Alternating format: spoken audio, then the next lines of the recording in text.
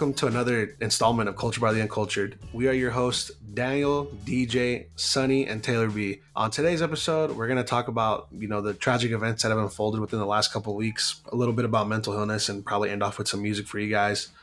Some pretty good albums have been released for you guys to check out. Starting off with the kind of terrible stuff that's happened, there was a shooting in Gilroy, California. There was a shooting in Dayton, Ohio, and there's a shooting in El Paso, Texas. Then there was also a stabbing in Southern California, serial stabbing, I guess, a stabbing spree. I'm not sure how to really word that. Either way, all those events are really tragic and terrible. The media likes to highlight those things, of course. It's kind of like shock and awe news, I suppose you could say. With that being said, the events are always tragic, and, we pray for the families and the friends of the ones that they lost. Obviously, they're tragic events, and I know there's some people out there that, Neil deGrasse Tyson, I believe, also commented on the situation, saying that like sickness and alcohol-related incidents and other things like that have like a way higher death toll number. But I think the fact of the matter is this is so violent, and these intents and purposes are to create loss. None of it is for, drunk drivers. I get it. Somebody goes out and have a good time and they make a dumb decision. It's unfortunate and sad and tragic, definitely, but it's not the same as like purposely going out there to like just kill somebody. Same thing for like somebody likes to overindulge in a couple Happy Meals or a couple Big Macs every day at McDonald's, or, just like an actual sickness that, is uncurable or something, or we don't really have much in the way of medicine to take care of. Those things are also tragic and probably produce way higher numbers. But when you go around killing somebody, it's not just that it's another death or whatever. It's just way violent, and this person's intent was to take somebody from the world. It's evil, basically. And I personally think that it is important to highlight these things, not because you want to scare the people, but it's important to understand that these things are happening in the world, and it's good to protect yourself. I know some people believe that it's a ploy to instill gun control in America and take everyone's weapons away. I don't have a gun, and I don't really care about guns. I know how to use them, and that's cool. I'm not an anti-gun whatsoever. I don't really care how big your gun is. I know in other countries, people walk around with AK-47s and guns slung to their backs, and nobody gives a fuck, It's just one of those things that I think it's just an American problem, really, as far as the shootings are. I don't know if this is some kind of conspiracy, and it is a setup, and people are being sent out there to do these things, because I don't know how many gang members are just going around stabbing people up, because supposedly this guy's in a gang, and like I said, I don't know that many gang members that are just stabbing people up for no reason. Drive-bys, shootouts, and it happens in those environments. I get that, but the stabbing guy just went around killing people and like hurting people just for what? That wasn't no gang initiation. Who in their right mind would join a gang where somebody said you need to stab up 11 people to join? And how are you going to get away with that? Walking around stabbing people? Are you serious? Get out of here. Anyway, like I said, it's a tragic event. What are you guys' thoughts on this? Do you guys think it's some kind of agenda? Do you guys think that, something, I assume something's going to happen in the future. But what are your thoughts on these events? Tragic? Do you think that it's just to cover something else up that's happening? What's up? I think it's mostly a byproduct of a lot of agendas that have been going on for years now, whether that be, everybody always says, oh, there's something in the water and stuff like that. And I just believe it's a culmination of a lot of things. A lot of people are walking around undiagnosed, but that's not an excuse for it. I don't believe that's the reason why everybody's going out. There's a lot of people that don't know how to cope. They don't know how to deal with whatever issues going on in their life. And unfortunately, what they're doing, they take it out on others. And a lot of times that comes out to be through death. And it's very unfortunate. I feel like it barrels down mostly to spiritual health more than anything else, more than anything physically, more than anything mentally. It comes down to the spirit. That's a pretty good point. I don't think any of it's necessarily like a government type agenda, but I do agree that is the culmination of tons of agendas that are going on in our country every day, from people in power, from people not in power. I can definitely agree with that. From, white supremacy, the incels, probably, all those. I'm not going to blame all conservatives, but they have their kind of fringe ideas, that they always think, what do they call it? Deep state shit. So I definitely think all of that kind of influences who's going to, or what pushes people to go out there and do shit. Because not everyone is so good at, filtering shit out. Yeah, definitely. Yeah, especially with basically what you guys were saying with it, to go along with it. I think it's, especially with this generation, along with people being able to get their messages out and get everything out, it's so easy for people to just go on the internet or go on their phones and see all these things that are happening. I think, I'm not going to say it's all about attention, or it's not also all about people just want to get their 5 seconds of fame, but I think it's one of those things where people think that they can make probably a bigger impact considering that they know that something like this is going to be widespread now. I mean, you think about it, maybe not even that long ago, maybe 5 to 10 years ago, these shootings and these sort of things were happening as well. But I don't want to say they're glorified now, but they're kind of more pronounced. The American public is feeling it a lot more now because of the fact that it's able to get to anyone. I mean, something in California. Granted, California is one of the biggest states that we have, but happens in California in this festival, and it's widespread. The world hears it. Everyone knows what's going on. When back in the day, maybe it was put on maybe public news, maybe a little bit in California, Nevada, in the general West Coast, and now it's like, I guess it's a little bit more pronounced. And it kind of sucks because, like you guys saying, with pushing agendas or with pushing for gun control, it's kind of that forefront. They're finna take your shit. Yeah, it's kind of a forefront in the idea of let's do this sort of stuff. When it's kind of sad because they glorify all the bad, but not the good. Yeah. It's definitely sensationalized. I mean, the news has to get viewers to get, like, they get ad revenue. Back in the day, I feel like there were rules that made it so that they couldn't. It was some other kind of regulations back in the day that they used to have. Now they don't. So now they just want as many views as possible. So they'll say anything, and they'll definitely push, the scary stories because people respond to fear often. Probably just to match social media, because I mean that's pretty much what happens on True. Facebook, Instagram. People say whatever to get True. whatever reactions. I mean, just the other day there was some chick on there that like abused her dog on a YouTube video, and she uploaded that and edited herself. And it's just like, you thought that was okay to put out there, that you just beat the shit out of your dog on camera, or like pushing her away, like. Or I don't know if it was a girl or boy dog, but yeah, people just do the most random shit, and I feel like with like the shootings and it kind of being like more pronounced nowadays.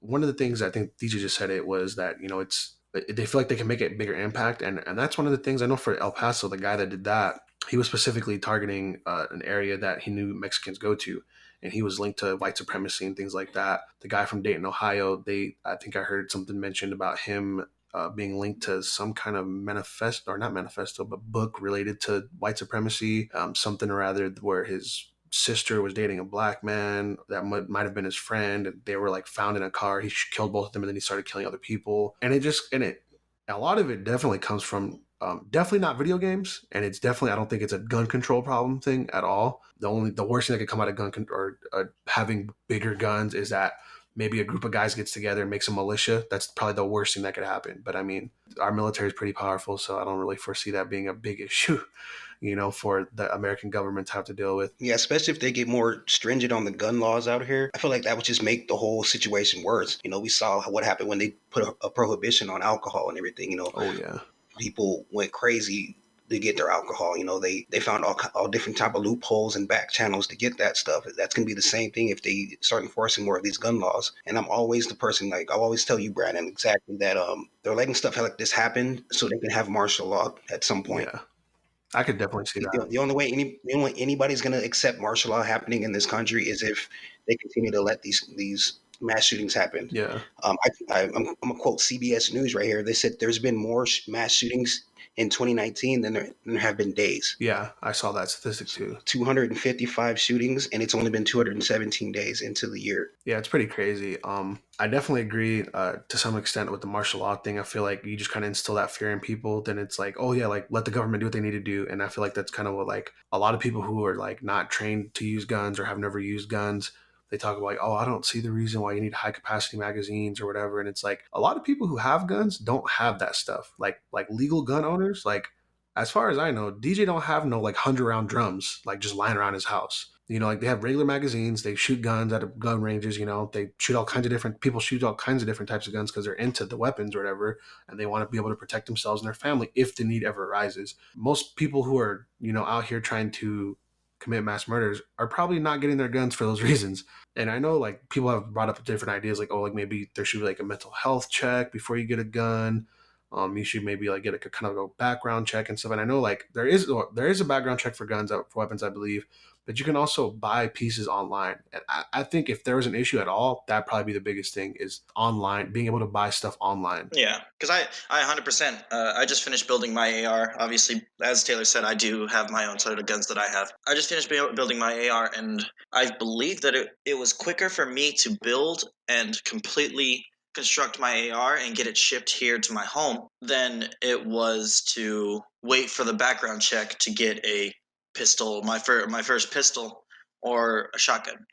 Because I mean, you can go to a store, go to a Walmart in some places, or go to a Sportsman's or any gun shop that you can go to. You can go and talk to them and basically get your gun after a background check or after any sort of checks for maybe about 2 weeks. Maybe I think is what it was for me for my first pistol. And for my rifle, I completely build everything. Obviously, shipping is going to take the longest time, but I got my actual serialized part in 1 day. I walked into the gun shop, said, "Hey, I need this." And they gave it to me. Oh shit! And it wasn't like, I understand, and I get to see why. Okay, one is a fully fledged working firearm. I can take it from that store and use it, and the other one I kind of have to go home, build, construct, make sure that all the pieces are working and are compatible. Yeah. But I mean, it is actually relatively easy to do that sort of stuff.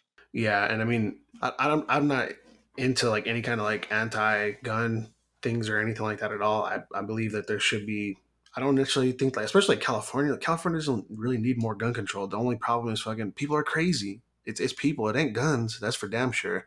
Less guns ain't gonna stop it. I mean, I don't want to say maybe even, but I just feel like it's people. America's batshit crazy, and we don't want to see that problem yet, and we don't want to talk about that problem yet. But a lot of people out here be wilding. They be doing all kinds of crazy nonsense, off the wall, off the chain stuff. I think in that same week that those shootings happened, Chicago had their worst weekend ever in terms of homicides and like death toll and injury and stuff. It ain't just serial killers, you know. It's just people out here doing the craziest stuff. Like people out here trying to gangbang and ride for theirs, and ride for their own. And you know, I'm about this block.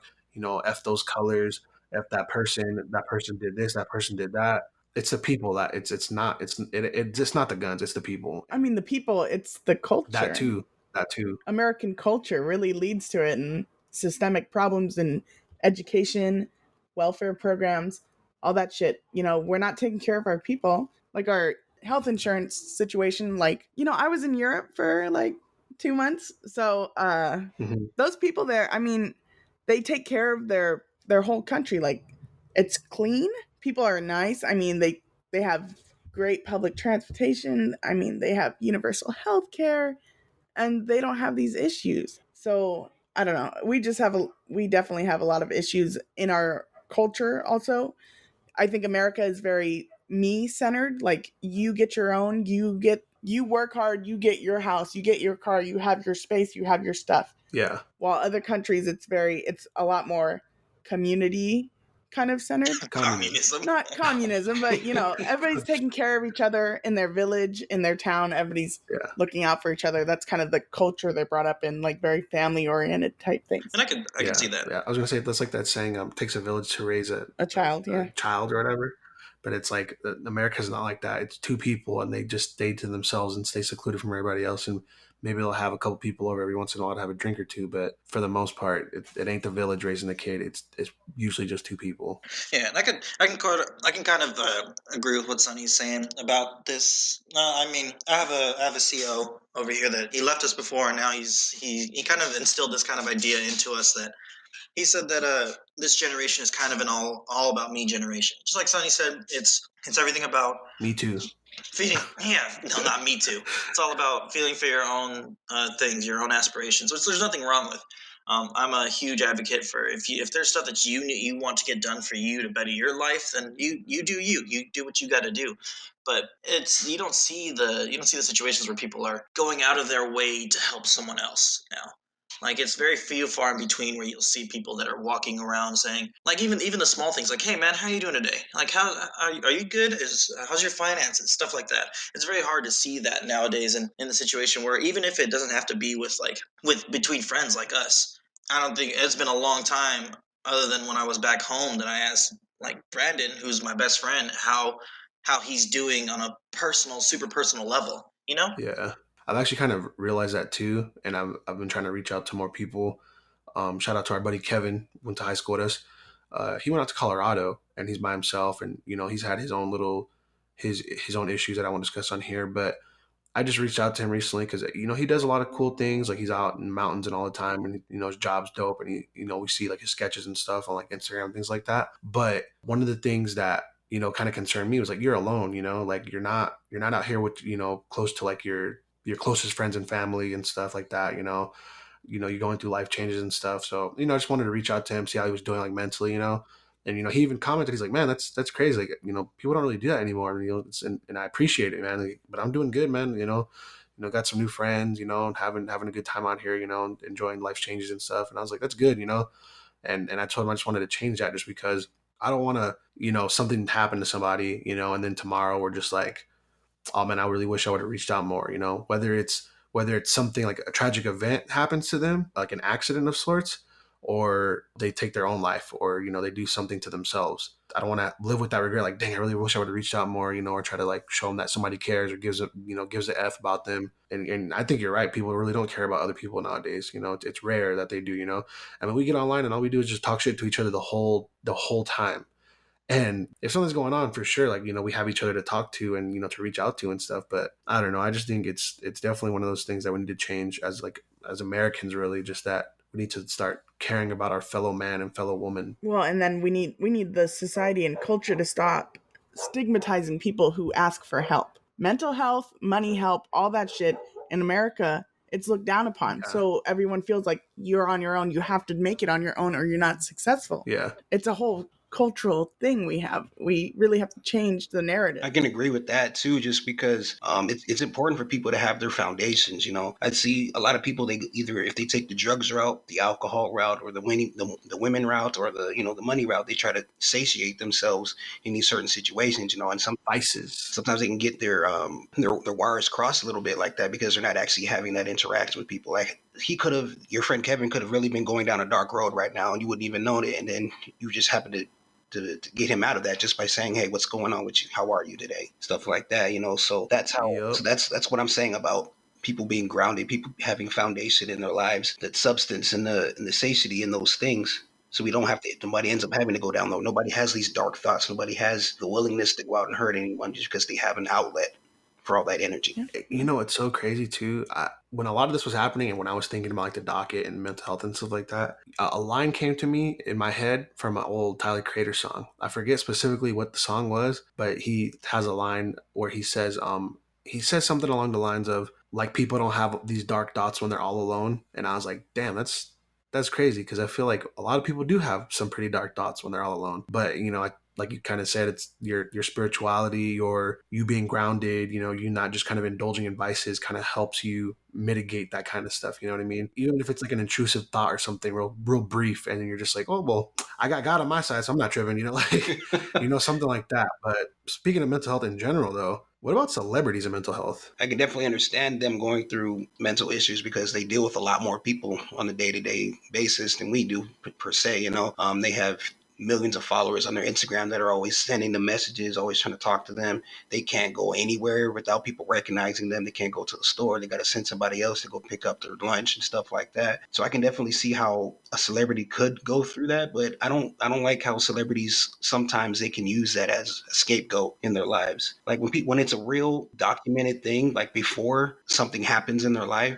then it's okay. Okay, maybe you can lean on the mental health issue just a little bit more.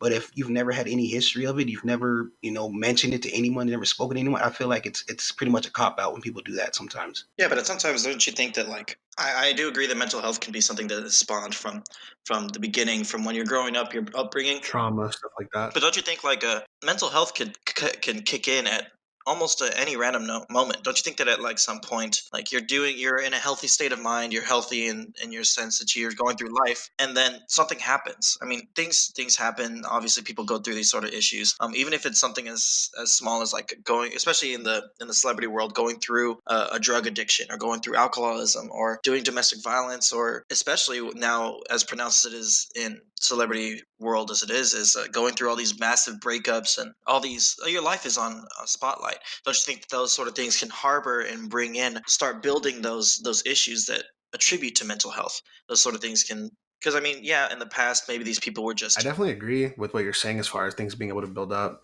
And also, I agree with what Daniel was saying as far as like it being documented. That's actually one of the things that kind of made me forgive some of the stuff that Kanye was doing and saying, because like his case of mental illness is documented. Like, you know, he went to a doctor and is diagnosed, not like self-diagnosed or just saying or just claiming, oh, I have depression. You know, that's why I was going through all that or whatever. You know, it's like no, like he really has some stuff going on with him. But for what you're talking about, as far as like it like being developed and stuff, you know, like the world's eye is on celebrities constantly and consistently. For example, Trippie Redd, within the last year, I think he's had like 2 or 3 breakups that have been like publicized. But with that being said, if I'm looking at him as like a regular another human being, like another person, not as a celebrity, then yes. If he was just a regular person and all these people are like, oh my god, they broke up, like let's put it for like an example, like a high school setting, right? He breaks up with all these girls and like the school kind of starts like spreading rumors like, oh my god, they broke up, like I heard, you know, he was whack in bed, or you know, he's stupid so she broke up with him, or you know, like he cheated on her, whatever it is, you know. So now these rumors are swelling up and he's kind of probably feeling some kind of anxiety, like, dang, like everybody's talking about me, like this sucks, dude, you know. But as a celebrity, I can also still think that, because he's, you know, he is a human at the end of the day, but I could also think that this is staged. You know, this isn't real. This is doctored. This is just so that he can get, you know, notoriety. He had an album just dropped like right before he broke up or right after he broke up, I forget. But it was like within days apart, his album dropped and him and his girlfriend broke up. You know, so there's all these there's different motives that could potentially lead to some of the outbursts and some of the reasonings why people act or do certain things that they do. You know, when it comes to domestic, like I feel like we never get those full details. You know, sometimes we do. Like, yeah, like this dude was like beating her. Like all the people come out, all this, you know, he was beating her down, all crazy, like the Ike and Tina Turner story or something like that. You know what I mean? Like we get the full story of like what's going on with them, you know, the physical abuse he put her through, things like that. Kind of like same thing for R. Kelly or whatever, you know, like he was touching on these little girls. We're getting those full stories where you know, people are coming out that worked with them closely, that were witness to these things and are exposing those truths. But for other people, we don't necessarily have all the truths of that. Like for the example I brought to you guys with the Chance the Rapper thing, and he tweeted about how he thinks that people want him to kill himself, that it's not his vibe, and then he like ended with a joke about I know I love my wife, because that was a joke going around on Twitter. But I personally don't feel like he has any like it, that to me was like a cry for help, right? Like a mental illness cry for help, whatever, right? Whether it's a joke or not. I don't really feel like he had the right to do that, because he didn't grow up in a trauma filled home, as far as I know. At least he had both his mama and his daddy, and a lot of kids in Chicago that didn't have either, that are in gangs, they're gang banging, they don't have a music outlet, they're barely struggling, or they're barely surviving, and they're going through the struggle because it's real. But he's successful. He got his baby mama back. He married his baby mom. He's got another kid on the way. He just dropped an album, and whether or not people think it's a joke or funny, a hell of people are gonna fuck with that album, and hell of people love that album, I'm sure. And it's not a bad album in my opinion either. Some people are gonna dissect it and rip it apart, find whatever, you know, you want to make fun of him because he said he loves his wife and praise God or whatever. Okay, whatever. But the songs ain't bad.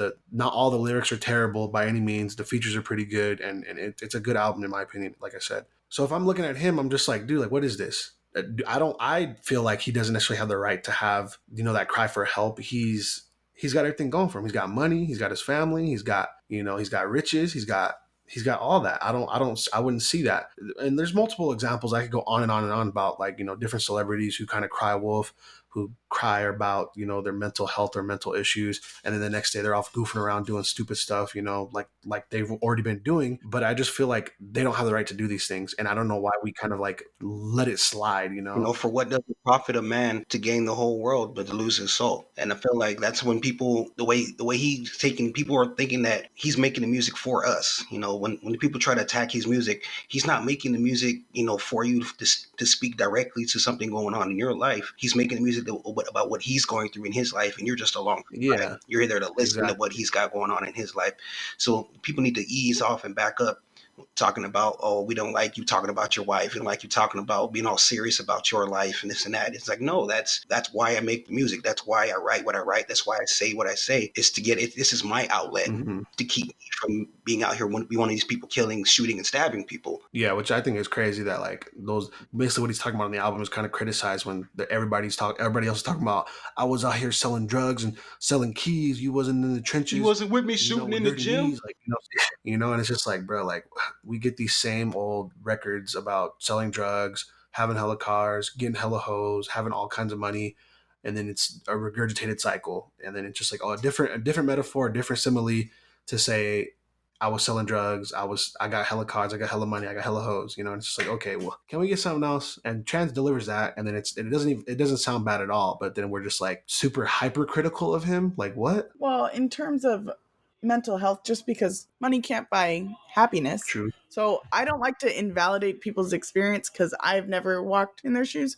So regardless if I'm like, well, your life looks easy compared to mine, I just don't think it's anyone's place to say, well, you can't be really depressed because you have this and your life is better than my life. It's kind of, I don't know what the word is, but pretentious maybe, or just kind of like, you just sound like a stuck up bitch when you say that, I guess. Not you, but I'm saying when people, when you downplay other people's struggles, it's just really rude.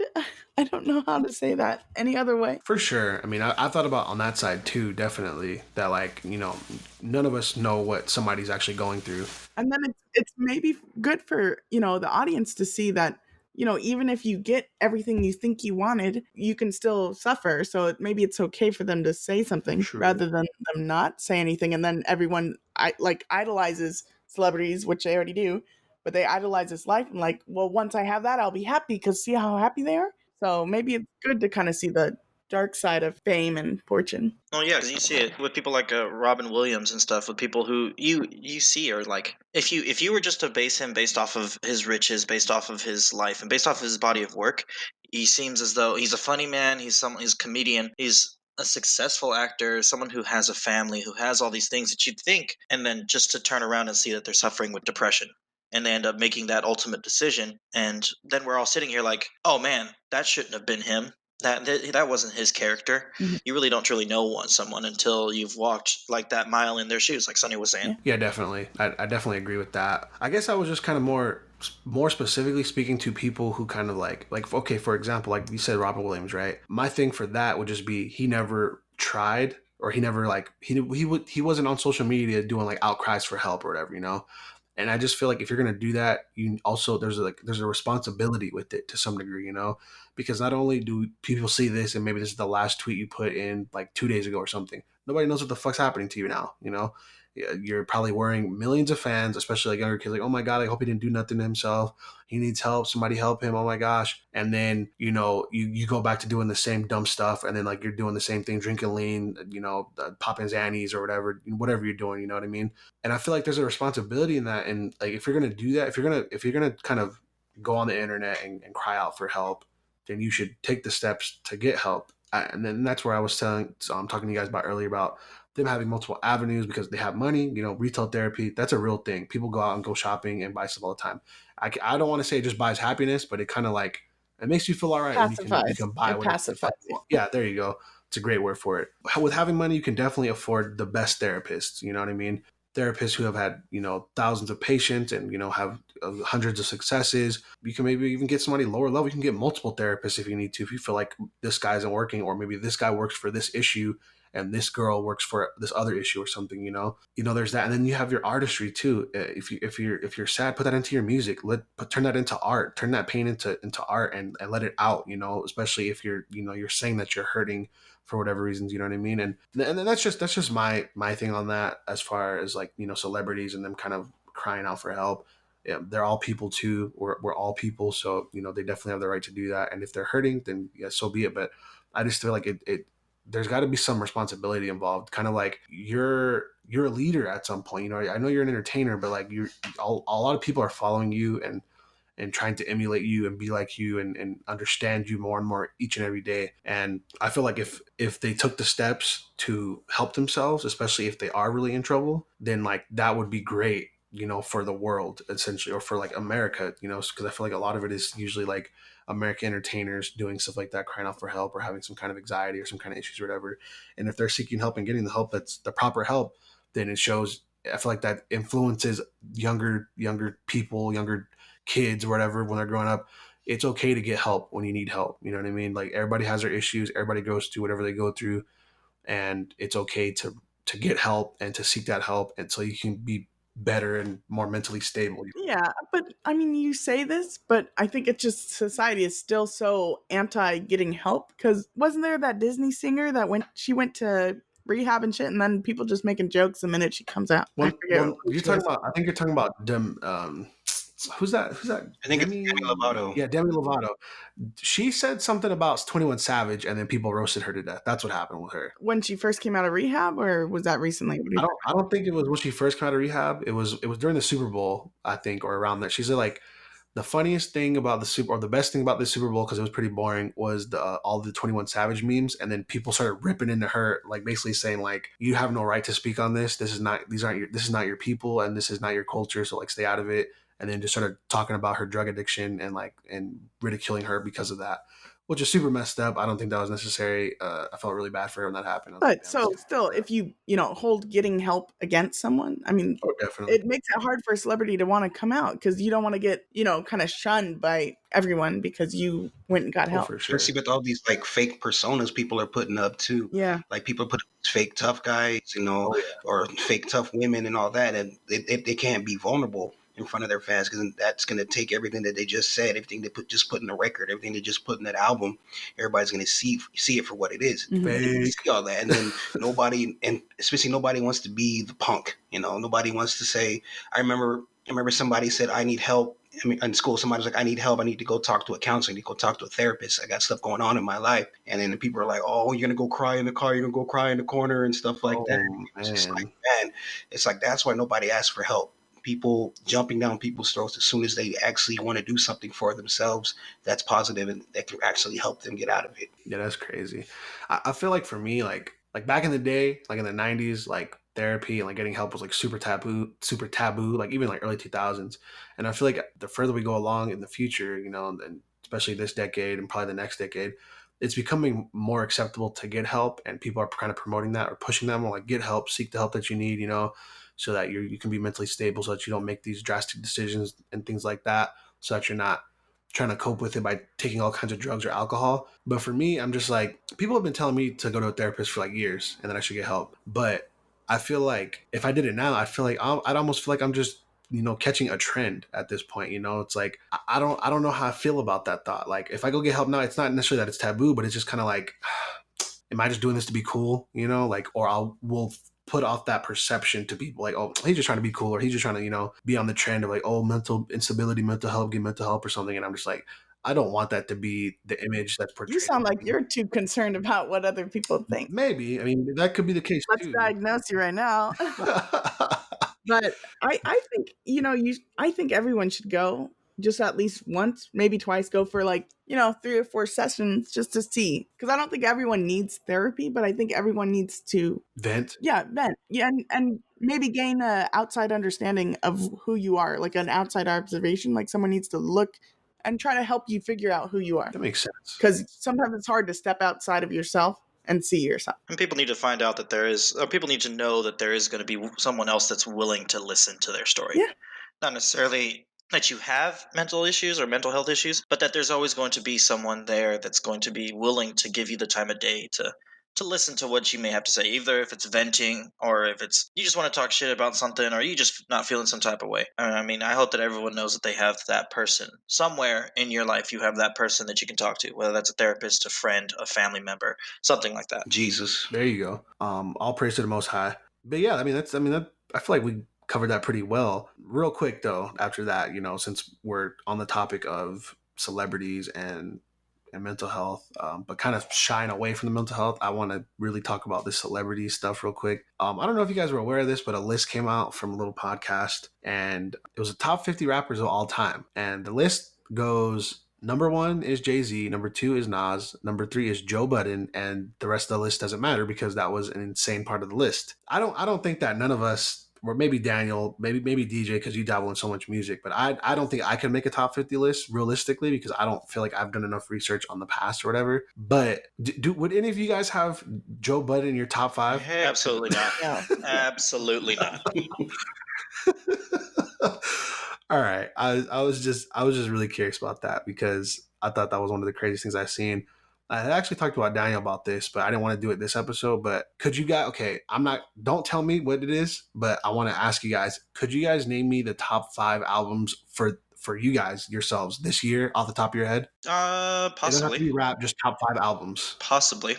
For this year, you're talking Yeah, for 2019. Shit. No. So far Nope. at least. Not for the whole year, obviously, but this far. I think if I'd have to go back, not off the top of my head, because since I'm on a submarine for me in the Navy, and my time difference, I just came back from a huge deployment. So for me, it's like being in the box. I don't really know the time frames, but I probably could if you gave me a time to look at the actual time where these albums came out. You're saying no, Sonny? Are you saying because you haven't listened to that much music, or are you saying because you would need time to think about it? Because I have not listened to that much music. That's fair. That's fair enough. You know, you have a whole kid, so that makes A sense. whole kid, as opposed to a half kid. A whole A kid. 1/4 kid. All right, and then I guess last but not least, you know, to kind of lighten the mood up a little bit.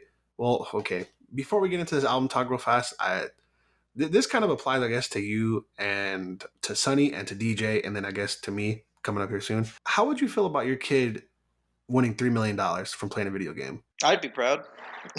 Would you feel entitled at all? What do you mean entitled? Like if it wasn't for me paying for this, you wouldn't even have this. Exactly. And allowing you to play, 5 hours a day, Yeah. 8 hours a day. Yeah. So I would feel a little bit like knowing me, I would talk a whole bunch of shit, but I wouldn't feel super entitled because it's kind of like he's doing what I do. Mhm. I mean, I'm not going to say I'm a major fucking esports gamer, but I play games relatively a long time. I mean, Taylor, you and I just finished playing since 5 a.m. last night. Getting our So cheeks clapped. hey, we only lost 2 games, by the way. But anyway, so I wouldn't feel as entitled because I think that he's doing the same thing that I would have done. And I mean, granted, I'm going to try to give my kid any sort of opportunity, whether that's sports, whether that's going to do decathlons, whether that's doing these debates, or whether he's doing these actual esports. I think that I'd be able to support them, and I mean, I'm not saying that Sonny wouldn't or that you wouldn't, but I'm just saying that, like, for me, since I do it myself, I wouldn't feel as entitled, For sure. but I would tell them, hey man, you owe me something, you know? You've been living in my house for these last 16 years. I've been wiping your ass. I'd take the LeVar Ball route. Yeah, that's my boy right there. Yeah, I taught him everything he knows. I'm the best. Just be out in the front like that. I'd be extremely prideful if my son won $3 million off a video game. Like, your son about to go to doctors, about to be a doctor and all that. He's about to go to medical school. He still ain't made enough money as my kid playing video games.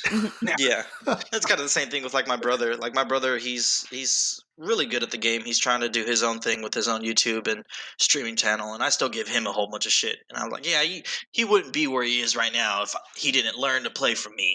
I'd probably do the same thing. Your little brother had his whole, like, a group of his friends watching him play a video game in his room, right? Yes, there was six individuals inside of his room, and I just came in there, like we came in there to visit, and I was just talking shit the whole time. That's great. And it's funny too, because I feel like his generation, I guess, is like the mix of like, like they learn from like our generation, I guess, but then they're also kind of like led into like the little kids right now that are like, obsessed with like cell phones and tablets and watching monitors and stuff. That's kind of the same thing as like when kids watch other kids play with toys on YouTube. Those kids that were in his room were just watching another kid play video games. Hey, that was me at your house, man. Don't be talking about that kid that watches somebody else play. I enjoyed watching other people play video games that I had no practice in, okay? Do not judge me. It's definitely always nice to see somebody like, damn, this guy's good as hell. Oh shit, he's doing shit I ain't never thought of. Damn. How'd you do that? What's the button combinations? What, left, right, down, up, B, left, right? I don't think we got the same controller. It's funny you say that, though, because that is actually a thing nowadays. People got different controllers. I mean, DJ doesn't hold the controller the same way everybody else holds a controller. Was it claw technique? Is that what you said? Wow. Yeah, sorry, it sounds very nerdy, but yeah, it's a claw technique. Yeah, it's you use your 2 forefingers instead of your fucking triggers for your fingers. Yeah, it's people hold stuff different ways. They buy all kinds of stuff to get an edge. Like these Turtle Beaches, I can hear the drop of a dime in a video game. So as soon as I hear some footsteps, I'll be calling stuff out when we play Rainbow Six all the time, and people be like not hearing me, and I'm like, to your left, and then a guy pops up from the left, and I'm like, I told you. But anyways, so aside from that, a bunch of music came out since the last episode. I don't know how much music you guys have listened to, but I'll just name off a couple albums, and you guys can drop a couple albums if you guys heard some other stuff that I haven't heard. First and foremost, I want to give a huge spotlight to Drake's Care Package. It's about time, Drake. Wow. Basically a bunch of Lucy's that came out that have been largely popular. He brought it to streaming platforms. and it went number 1, I believe, on the charts. We're not surprised because Drake is like one of the biggest artists in the world right now as a rapper, and probably one of the biggest 3 rappers, or the top 3 rappers right now. YBN Cordae's Lost Boy came out. I thought the album was phenomenal. I had no clue that it was going to be as good as it was. Really liked it. You could definitely hear the influences in there. I thought pretty much every track was dope. The Meek Mill feature was great. The Ty Dolla $ign feature was great. Of course, he released, I think, a Bad Idea with Chance Rapper before. I think like the next big single, if it is a single kind of, but R&P with Anderson .Paak, that's a great song. Their chemistry is dope on there. People have really actually been talking about that a lot. And I believe they performed on Jimmy Fallon, I think. Super dope. I know you listened to it too, Daniel, right? You were surprised too, right? Yeah, I'd never even heard of it. I've heard his name from like the rapping, from the freestyles and the double XLs and all that, but I never actually sat down and listened to any of his projects. So then when we heard when Joe Budden, when he was doing it on his podcast, he did that first song, that did the one with Ty Dolla $ign. I said, oh, I got to listen to this. Yeah. That led me to the whole rest of the album, and I was fairly impressed. He had everything I look for in rap, he was doing. And it was, For sure. It definitely made me feel good about at least one person, one youngster coming up in this game. For the next generation, yeah, for sure. It's kind of like what we talked about in that last podcast about the double XL freshman. There's always that one that I like to listen to because it is that lyrical miracle that'll come out. Yeah. And that was Cordae. And I do have to say that one thing about that album, I love the whole album. I'm just kind of disappointed listening to Cordae and Chance in Bad Idea saying that is such a fucking good song, and then turning around and seeing Chance's album. Yeah. Yeah, the album was super dope. Rich Brian, I don't know if you guys mess with him. He used to go by Rich Chigga, and I don't know if he said nigga or people like took the Chigga part and was like, oh, it's basically nigga, and you can't be saying that, so he changed his name to Brian. Whatever. He's an Asian dude. He's a pretty dope rapper. His album The Sailor dropped. I thought the album was great. The title track The Sailor is a great track. There's like this part in the middle of the song where like he says something like he went to the grocery store because his fridge was empty, and this little girl looked up at him, and he's like, she looked up at me. And then like it kind of does like one of those what's that super famous song where it's like, Mama, I just killed a man. That's Bohemian Rhapsody. Bohemian Rhapsody by the Queen. It has like a moment. You uncultured swine. I just couldn't think of the name. I'm sorry, but he has like a moment like that in the song where it's like, you know, like all those like voices or whatever, all those vocals, and it says like, open your eyes, and it's like, I'm almost certain it was supposed to be like a mental, like open your mind kind of thing. And then like Rich Brian goes, what the fuck are you talking about? I can see just fine. And I was like, was that an Asian joke right there? What song is this again? Can you say the song title again? It's called The Sailor. That song is the album is The Sailor, and that song that I'm talking about is called The Sailor. Oh, the title track of it, yeah. Yeah, it's super dope. I also liked it's called Rapapapa, featuring the RZA, and the song is just kind of like a catchy little jingle, really catchy little tune. And then the RZA at the end kind of glorifies Rich Brian and stuff. And of course, you know, the RZA is like an OG, you know, with Wu-Tang Clan and stuff. And which reminds me, we have all got to watch that Wu-Tang doc to give our thoughts about that, because I heard some pretty interesting things. So behind. I heard a lot of have you seen it? I definitely haven't seen it. Have you seen it's it? on Hulu. I watched it. Oh shit! I didn't even know it was on. Have you not seen it yet? Okay, because I don't watch. Because he's an uncultured swine. There we go. Yeah, exactly. I watch Netflix and VRV. Those are my pastimes, and then play Rainbow Six and get my cheeks clapped. But whatever. Anyway, that's a great album. NF The Search came out. Ooh, that album. That boy can spit. I'm gonna tell you that right now. He rapping. Okay, You gotta be careful for these white boys, man. The only thing that this is the same rap I have almost every time I listen to white rappers, except there's like a handful. Like the only person I can think of that's kind of different is like nobody actually. Wow. And I can always hear the Eminem. I can always hear the Eminem, no matter who it is. I can always hear the Eminem. Yep. And even Macklemore. All of them, they have like, not all the time. I'm not saying that they emulate him all the time, but like it comes out in burst. Like if a white rapper puts out an album, it never fails that you will get the Eminem, you know, like basically it sounds like he's making a beat with his words and he's rhyming so fast. I will always hear it at some point and I'm just like, fuck, like I get like he's the one of the biggest one. But it's like, you guys don't all have to sound like him and emulate him, especially because he'd be having beef with half of the ones that come out after him anyways. Like, supposedly him and NF had beef, him and Token had beef. And I'm just like, y'all got to come with a different kind of flow. Okay, actually, I have the person in mind, Marlon Craft.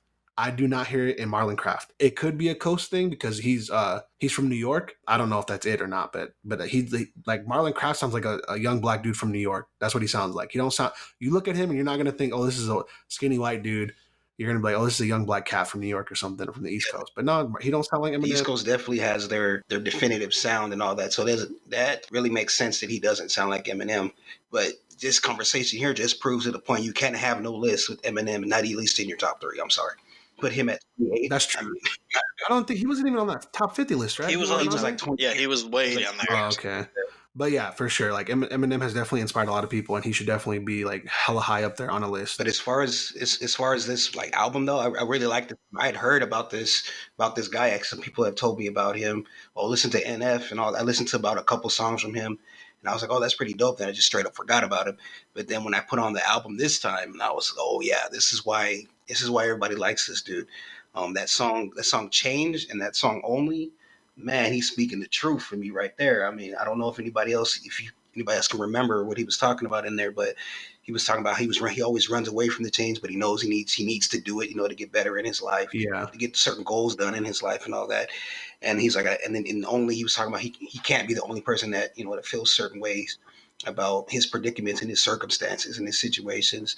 And I was like, oh, he's talking to me right now. This is him making music for me specifically. And I love how he's an example of how artistry has been overshadowed by like gimmicks and controversy. He talks about that a lot too. It's definitely.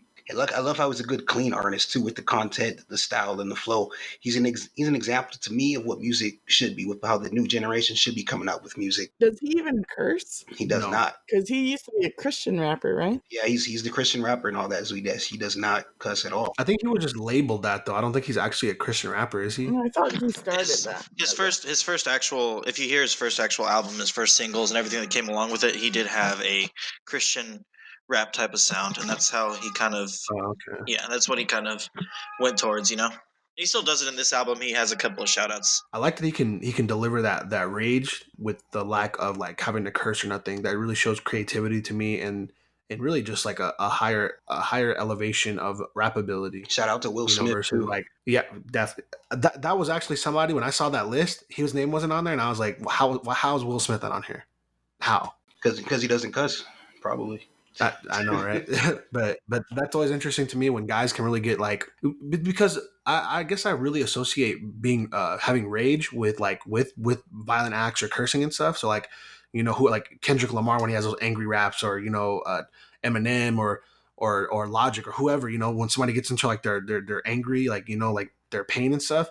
I feel like you usually hear curse words, and with NF, no, it's clean, but he still gets that across. You still feel that raw emotion, those feelings, the anguish or whatever he's going through, and it's great. For me personally, I thought Nate was a great song. It low-key almost felt like I kind of really saw a glimpse into his past, of course, because he's basically talking to himself. And I liked Leave Me Alone. I thought that was great because I'd be feeling like that sometimes. Leave me the fuck alone, damn.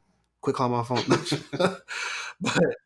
But yeah, I thought the album was great, and I'm happy for him. I think he sold like 130,000 units or something like that. Like, he sold a lot, and people have been calling him a plant. I don't believe he's a plant, but he's dope. Check him out. NF The Search. It's out now on all streaming platforms. From there's some kind of crappy albums that came out. BJ Chicago Kid. He's not a terrible artist.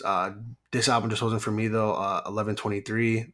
None of the songs were really hit me. A lot of it was kind of more sing-songy instead of like rapidy raps. I just didn't vibe with it. I don't know if you guys mess with BJ the Chicago Kid. He's had some cool tracks in the past. I've never been like a huge fan of his, but tried to listen to his newest album. Just wasn't for me. Any thoughts? Anybody else mess with him? I listened to him in the past. He had a song out with Chance the Rapper called Church that I really liked. Mm-hmm. That led me to his album. And actually, I liked the vibes that he had on that album. But this new one, I'm kind of right there with you. I actually tried to give it a listen, but I had the same issue with Willow. With Willow's album, just way too slow. Just putting you to sleep. Way too slow for me. Try to drive around the car listening to this. Yeah. That was a big gripe for me. I couldn't even make it through the whole album. I was just, I'm tired of this. I'm gonna go listen. Same. Trippie Redd's newest album came out. He's come out with like 3 albums in like a year. Actually, this one's called ! I have a couple gripes with this. Two gripes specifically off the top of my head. One, he has a song called Right on there, which is like X has a song called Right. I'm sure other people have a song called Right, but that really bothered me. And it also bothered me that he called this, the title of his album is it's an exclamation mark. And last year, X released his album question mark. So that kind of bothered me too. And I get that they were friends or whatever, like before he died and all that stuff. They met through like music and stuff. That I don't think he knew Trippie Redd before, because Trippie Redd is from Ohio, I believe, and X is from Florida. So that kind of bugged me a little bit. But the songs, they're not good. They're not good. I don't know what else to say. They're not. He has barely any rap ability, in my opinion. His metaphors are kind of weak. A lot of the songs are kind of like real repetitive. My baby mom made the comment that these all sound like hooks. Like the song is just a long hook. That's it. It's just there was nothing impressive on that album. I definitely don't recommend that. And I have been a fan of Trippie Redd. The Love Letter to Use, he has 3 of them. Those are pretty good albums.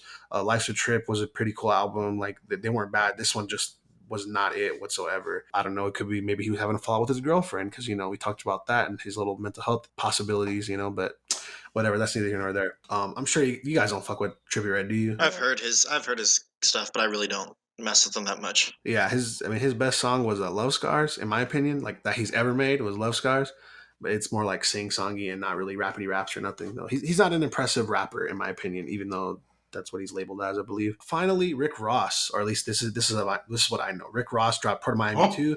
Wow. I have never been the biggest Rick Ross fan, but this album for sure. There's no bad songs on this album. I don't have to skip none of the songs. But it's one of those things that I'd have to be in the mood to listen to Rick Ross. Because like I said, I'm not a huge fan of his. He definitely makes me feel I can hear the luxury in his music. I love that. He makes me feel like I'm out here, like hustling, making it, like it's just a weird vibe he puts you in, or different vibe he puts you in, as far like from like other artists that I listen to, because I'm kind of like into sad boy music or whatever and like hype stuff. But Rick Ross makes me feel like I'm selling drugs off the coast or something, flipping bricks. Subliminal messaging. Next thing you know, you're gonna be doing that. But I mess with the album. It's definitely good. Like I said, I didn't have to skip any songs. I thought all the songs were good. Features were pretty dope. I know he had Meek Mill on there and Wale, of course. They're MMG artists. He had Gunplay. I think he has a song with Drake on there. It's a dope album, and if you guys get a chance to check it out. You might fall in love with the guy. I don't know. Everybody likes different kinds of music.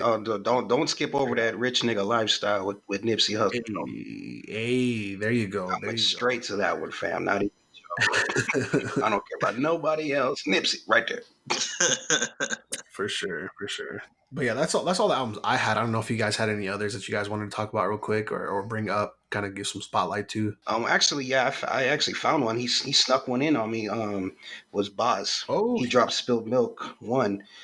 Everybody, if anybody was paying attention to when we had the conversation about Revenge of the Dreamers 3, J. Cole's camp, that's he's out of Dreamville like that. He actually dropped a song right before they started talking about Revenge of the Dreamers 3. It was called Fried Rice with JID in there. So then I was wondering if that was going to be part of the project or it was going to be a separate thing. And then lo and behold, here it is, a separate thing from Revenge of the Dreamers 3. Ari Lennox on it, Falcons, B. Lewis, and Earth Gang. It's like a little small EP though. It's only about 4 tracks. Oh, that's what's up though. I'm gonna definitely check that out. Boz is definitely a dope artist. Haven't heard any bad songs from him. I wouldn't say he's like the most lyrical artist or whatever, but I mean like his lyrics are definitely good. They're not like terrible. Like, oh, I got bitches, I got hoes, I got money, I got cars. It's him and Cos both have like that. It's so real. Like they're living in that moment of incline, and they're getting bigger, and you can hear it in their music. They're still hungry. They're still motivated. They're still, trying to make it to that point where they're like on the level of, I don't know, J. Cole and Drake and all those guys, So like you can definitely still hear it in their music. And I appreciate that so much. The hunger in an artist, when you can hear that, their music is so much better versus when they're just like on top and they plateaued, unless like, they're going through great life experiences. Like I feel like Kendrick, J. Cole, and Drake are all good examples of that, because like I feel like Drake has just gotten so much more luxurious as time has gone by, and of course he kind of does the sing-songy stuff. So we've always had that kind of like sappy R&B vibe with him too. J. Cole and Kendrick have kind of both like kind of gone through their own metamorphosis, as far as like Kendrick just kind of being this kid from the streets, and then him kind of like, getting older, getting wiser, understanding things a little bit more, trying to make peace, trying to fulfill his ambitions as far as like in his own hood and in the ghettos and stuff. J. Cole understanding that like, like luxury is not as important. You can you can love yourself and love life by just dressing normal and stuff, growing out his hair and, just kind of seeing a different spectrum of his mind, because of whatever he's gone through. I don't know what it is that he went through that made him think like, I don't need none of these clothes. I don't need none of this jewelry. I'm good the way I am. I'm gonna wear this t-shirt and these bike shorts, for this next music video, but that's what it means to be free. For sure. But I the only thing that I'm curious as to what happened to him that made him go through that. I'm assuming it's something around 2014 Forest Hills Drive, but I want to know what the experience specifically was that made him do that. If I can remember right, I believe it was his mom losing the house actually. Oh, is that what it was? Because he was out. He talked about it in Forest Hills Drive. I believe. Oh yeah, he did.